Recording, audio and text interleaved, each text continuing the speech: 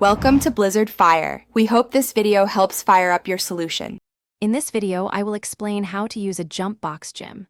First, always ensure your workout space is clear and free of obstructions. A jump box is a versatile tool for plyometric training, boosting your power and speed. It's crucial to begin with a proper warm-up, including dynamic stretches, for at least 5 to 10 minutes to prepare your muscles and joints for the workout ahead. Setting up your jump box correctly is vital for a safe and effective workout. Choose a box height that challenges you without compromising form. Typically, beginners start with a 12 or 18-inch box. Position the box on a flat, stable surface, ensuring it won't slide during use. Always leave at least 3 feet of clear space around the box for safe movement and to prevent accidental falls.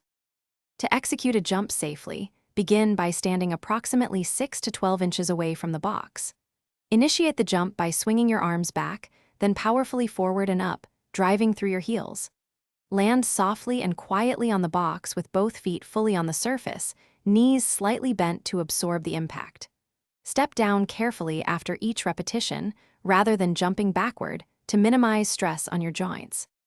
As your strength and confidence grow, you can progress to more advanced jump box exercises.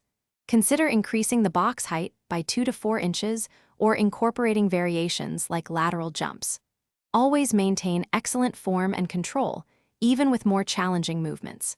Remember to perform a cool-down with static stretches for 5 to 10 minutes after your workout to aid recovery and flexibility. Safety remains paramount throughout your training. Thanks for watching. If you found this helpful, don't forget to like and subscribe.